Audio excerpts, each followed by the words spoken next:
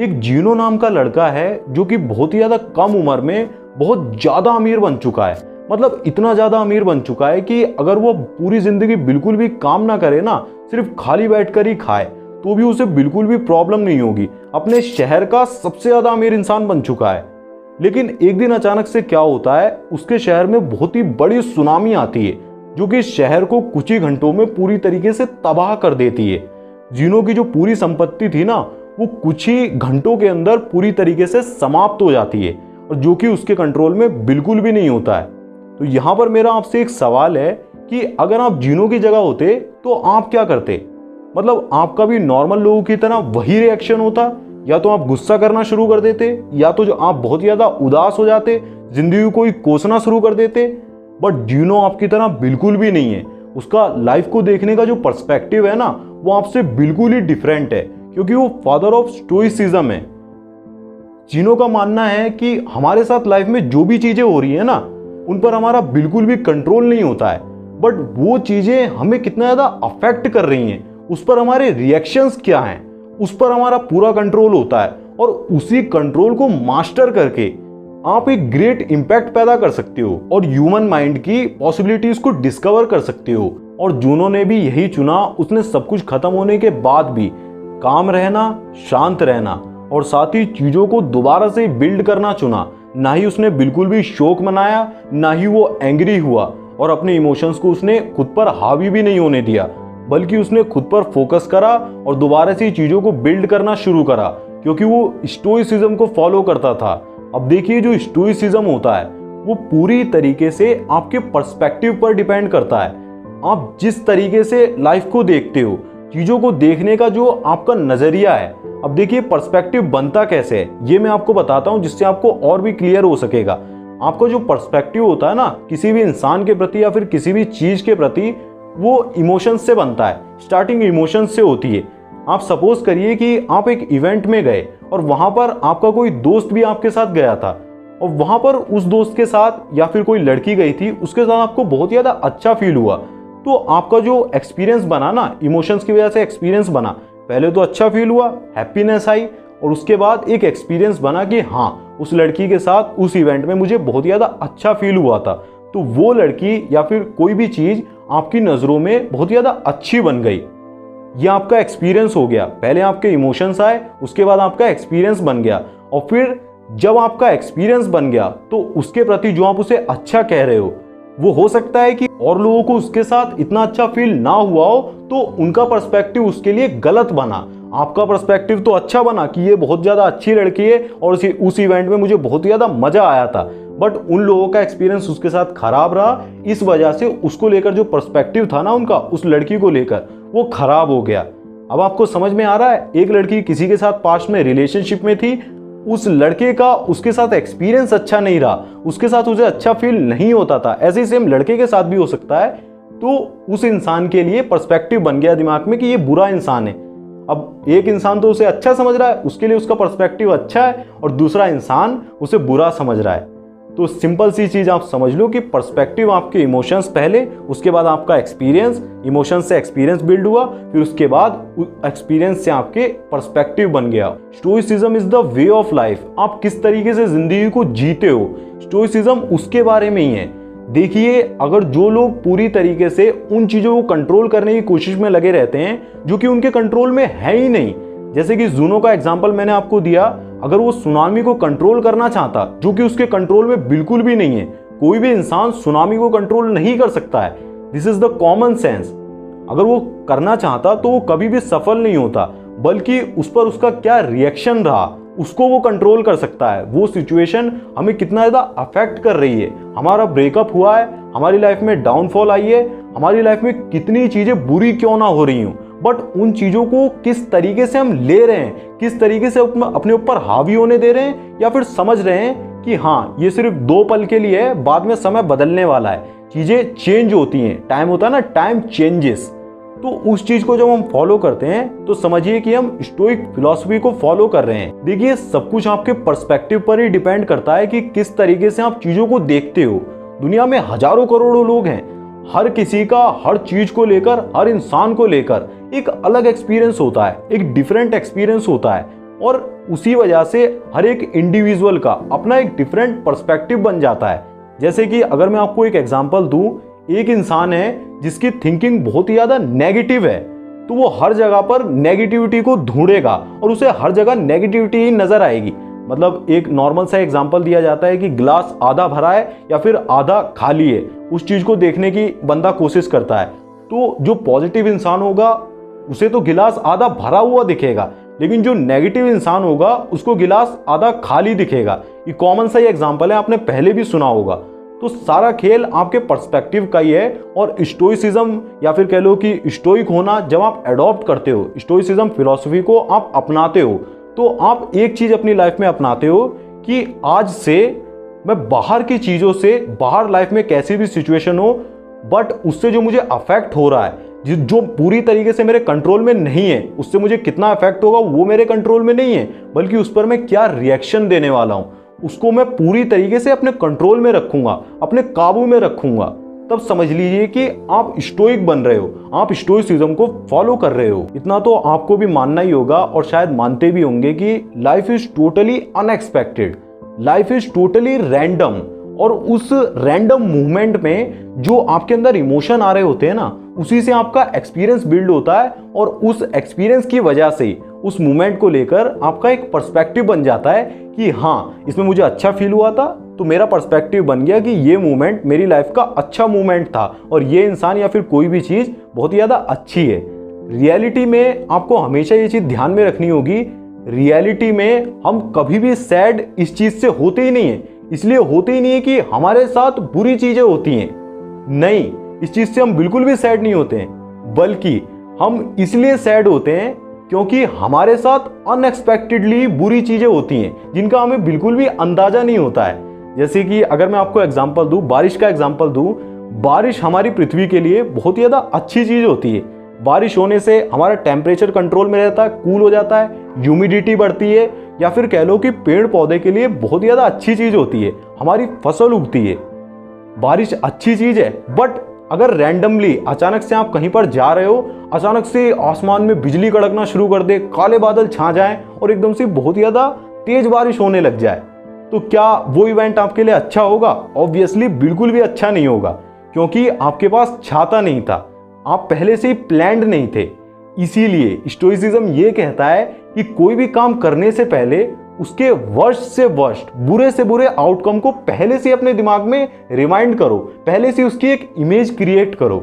और जब आप बुरे से बुरे आउटकम की इमेज क्रिएट कर लो और उस आउटकम को आप देख लो कि हो सकता है कि बारिश हो सकती है, तो आप पहले से उसकी तैयारी करो, पहले से आप छाता लेकर निकलो। लेकिन यहाँ पर मैं आपको एक और चीज़ बताना चाहूँगा, अगर उस आउटकम को आपने देख लिया, सपोज करो कोई आउटकम है, जैसे आपने क्रिप्टो की मार्केट में एंट्री करी और क्रिप्टो ट्रेडिंग करना शुरू कर दिया, आपने उस काम को स्टार्ट कर दिया है, बट आपने पहले आउटकम नहीं देखा। उसमें अगर आप इमेजिन करना चाहो, वर्स्ट से वर्स्ट क्या होगा? आपका सारा पैसा चला जाएगा, आप माइनस में चले जाओगे? ऐसा तो नहीं होगा, आपका सारा पैसा चला जाएगा ना।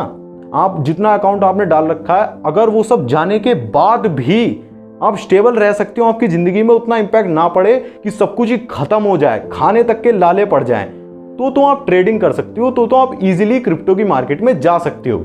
लेकिन उस आउटकम को देखने के बाद अगर आप उसे झेलने के काबिल नहीं हो, उस रिजल्ट को आप नहीं झेल सकते, आपकी लाइफ में अगर सारा पैसा चला गया तो आप बर्बाद हो जाओगे, आप 10 साल अपनी लाइफ में पीछे चले जाओगे, जो आपकी कमाई इतनी नहीं है। तो कभी भी आपको उस काम को नहीं करना चाहिए। इसीलिए बोला जा रहा है कि पहले वर्स्ट से वर्स्ट सिनेरियो को, वर्स्ट से वर्स्ट क्या हो सकता है, उसे इमेजिन कर लो। यहाँ पर अगर मैं दूसरा एग्जांपल दूं, कोई आपकी क्रश है या फिर कोई इंसान है, लड़का हो सकता है लड़की, दोनों में से ही, आप उसे अप्रोच करना चाहते हो, तो आपको वर्स्ट से वर्स्ट सिनेरियो अपने दिमाग में पहले इमेजिन कर लेना है कि हाँ, अगर मैं इसे अप्रोच करता हूँ, ये मुझे मना कर सकती है, मेरी बेइज्जती कर सकती है, बुरे से बुरा क्या होगा, मेरे घर तक भी बात आ सकती है, या फिर ये अपनी फैमिली में भी बता सकती है। और उस आउटकम को झेलने के लिए, उसे एक्सेप्ट करने के लिए रियलिटी में अगर आप तैयार नहीं हो, तो कभी भी भूल कर भी वो एक्शन आपको बिल्कुल भी नहीं लेना चाहिए। वो एक्शन लोगे तो आप खुद के लिए खतरा बन रहे हो, खुद के लिए हानिकारक बन रहे हो। इसीलिए कहा जा रहा है कि स्टोइसिज्म में भी वर्स्ट से वर्स्ट सिनेरियो को पहले ही इमेजिन करो। और हमेशा जब आप स्टोइसिज्म को फॉलो कर रहे हो, स्टोइसिज्म फिलॉसफी को फॉलो कर रहे हो, तो ये चीज अपने ध्यान में रखो कि वेदर को कंट्रोल करना या फिर अनएक्सपेक्टेड जो चीजें हमारी लाइफ में हो रही हैं, अनएक्सपेक्टेड इवेंट्स हैं, उन्हें कंट्रोल करना हमारे हाथ में बिल्कुल भी नहीं है। बट उनको कंट्रोल करने के लिए या फिर उनसे जितना हमें कम अफेक्ट हो या फिर हमारे रिएक्शंस बहुत ही ज़्यादा हमारे कंट्रोल में रहें, उसके लिए तैयारी करना तो हमारे कंट्रोल में है। कल को आपको फाइनेंशियली ब्रोक, भगवान ना करे आपकी ज़िंदगी में ऐसा दिन आ जाए कि आपके भूखमरी आ जाए, मतलब खाने तक के लाले पड़ जाएं, तो उसके लिए पहले से तैयारी करना तो हमारे हाथ में है। वो तो हम कर सकते हैं ना। जैसे मैं वीडियोस बनाकर आपको अवेयर कर रहा हूँ, तो ये चीज़ तो मेरे हाथ में है, ये चीज तो मैं कर सकता हूं। सीधा सा इसका यही फिलॉसफी कह रही है कि जो चीज हमारे कंट्रोल में है उस पर ध्यान दो। जो चीज अनएक्सपेक्टेड है, जो चीज हमारे कंट्रोल में बिल्कुल नहीं है, उन चीजों को जाने दो, वो होगी ही, उसको नहीं कंट्रोल कर सकते। जैसे कि अगर मैं अपना एग्जांपल दूं, जैसे कि मैं यूट्यूब वीडियोस बनाता हूं, मैं आपको इंफॉर्मेशन डिलीवर करता हूं, ज़्यादा कोशिश करता हूं कि अच्छी से अच्छी, बेहतर से बेहतर मैं आपको नॉलेज दे सकूं। उसमें भी कई लोगों का क्रिटिसिज्म आता है कि भाई तू गलत बता रहा है, ऐसा नहीं होता है, वो सब मेरे को झेलना पड़ता है। ठीक है, अब यहाँ पर मैं आपको बताता हूँ कि क्या चीज़ें मेरे कंट्रोल में है जिस पर मुझे फोकस करना चाहिए और क्या चीज़ें मेरे कंट्रोल में नहीं है। जैसे कि सपोज करो, जब मैं वीडियो बनाना स्टार्ट करता हूँ तो सबसे पहली चीज़ होती है एक ऐसे आइडिया को फाइंड करना, एक ऐसे टाइटल को फाइंड करना जो कि लॉन्ग टर्म में वर्क करेगा और हमेशा के लिए तैयार ही रहने वाला है। जब भी लोग उसे देखेंगे तो हमेशा इस सपोर्ट मिलने वाला है। तो सबसे पहला काम होता है इस आइडिया को फाइंड करना। सेकंड नंबर पर होता है उसकी स्क्रिप्ट को ध्यान में रखकर पूरी तरीके से फोकस डालकर लिखना, जिससे कि आप उस टॉपिक में बहुत ही ज़्यादा गहरी और डीप अंडरस्टैंडिंग ले सको। तीसरा होता है उसकी एडिटिंग को बहुत ही ज़्यादा बेहतर तरीके से करना। इन सारी चीज़ों पर मेरा कंट्रोल है, अपलोड करने तक मेरा कंट्रोल होता है। बट एक बार जब वो वीडियो पब्लिक हो जाती है, अपलोड का बटन दबा दिया, सारा एसईओ टैग्स वगैरह सब उसमें लगा दिया, अपलोड होने के बाद का कंट्रोल मेरे पास बिल्कुल भी नहीं है। उस पर कितने व्यूज आएंगे, कितने लोगों तक जाएगी, आप लोग कैसा रिएक्ट करोगे, वो मेरे हाथ में बिल्कुल भी नहीं है। अगर मैं उसी के बारे में दिन रात सोचता रहूं और उसी पर ध्यान देता रहूं कि यार इस वीडियो पे इतने कम व्यूज आए, इस वीडियो ये चली क्यों नहीं, उसको मैं एनालाइज कर सकता हूं, बट पूरी तरीके से कंट्रोल करना मेरे हाथ में बिल्कुल भी नहीं है। यही मैं समझाना चाह रहा हूं कि अपलोड होने से पहले का जो प्रोसेस है, मुझे वहां फोकस करना चाहिए। कितने पैसे कमाऊंगा, कितना लोगों तक पहुंचेगी, कितना नेटवर्क, वो सब एल्गोरिथम का गेम है। यूट्यूब एल्गोरिथम संभाल लेगा, उस पर भरोसा करना होगा। ट्रस्ट द प्रोसेस, यही स्टोइसिज्म फिलॉसफी कहती है, ट्रस्ट द प्रोसेस। आज आप कोई काम करना शुरू कर रहे हो, पैसा कमाने के लिए कोई बिजनेस स्टार्ट कर रहे हो, तो प्रोसेस पर भरोसा करो, जो आप कर रहे हो उस पर भरोसा करो, ना कि इस चीज पर ध्यान दो कि आउटकम को कैसे कंट्रोल कर लूं, कैसे मैं ये पहले ही पता लगा लूं कि सारा माल बिकने ही वाला है, सारी चीजें जैसे मार्केट में उतरूंगा सारी टी शर्ट्स बिक जाएंगी। नहीं, जब आप स्टोइसिज्म को फॉलो करोगे ना, तो आपको प्रोसेस में जो चीज़ आपकी मुट्ठी में है, जो चीज़ आप कंट्रोल कर सकते हो, वीडियो कितनी अच्छी बनानी है, कितने कॉन्फिडेंस के साथ बोलना है, आई कॉन्टैक्ट कैसा रखना है, क्या स्टोरी लिखनी है, स्टोरी टेलिंग, वो सब मैं कर सकता हूँ, वो मेरे कंट्रोल में है। बट जो चीज़ें मेरे कंट्रोल में बिल्कुल है ही नहीं, उन पर क्यों ही फोकस करूं, उसका क्या रिएक्शन रहेगा, वो मेरे कंट्रोल में नहीं है। बट किस तरीके से मैं उसको देखता हूं, किस तरीके से मैं आई कांटेक्ट करता हूं, किस तरीके से किस इंटेंशन से मैं उस तक पहुंच रहा हूं, वो मेरे कंट्रोल में है। और लाइफ में अगर बुरी सिचुएशन आ भी जाती है तो उस पर मैं कैसे रिएक्ट कर रहा हूँ, क्या मेरे रिएक्शंस हैं, वो मेरे कंट्रोल में है, उस पर ध्यान देना है हमें। हमेशा हम लोग क्या करते हैं, पीस हो गई, हैप्पीनेस हो गई, इन सारी चीज़ों को बाहर ढूंढने की कोशिश करते हैं। हम उसके लिए क्या करेंगे, महंगी महंगी गाड़ी ले लेंगे, महंगे महंगे फ़ोन ले लेंगे, जो चीज़ें दुनिया में हो रही है उससे कंपीट करने की कोशिश करेंगे, उससे कंपैरिजन करेंगे, दुखी होंगे और उससे आगे निकलने की कोशिश करेंगे और सोचेंगे कि अगर मेरी लाइफ में वो हो जाएगा, इतना सारा पैसा कमा लूंगा, या फिर उस लड़की से शादी हो जाएगी, या फिर वो कार खरीद लूंगा, वो फ़ोन ले लूंगा, तब मैं खुश हो जाऊंगा, तब मेरी लाइफ में हैप्पीनेस आ जाएगी।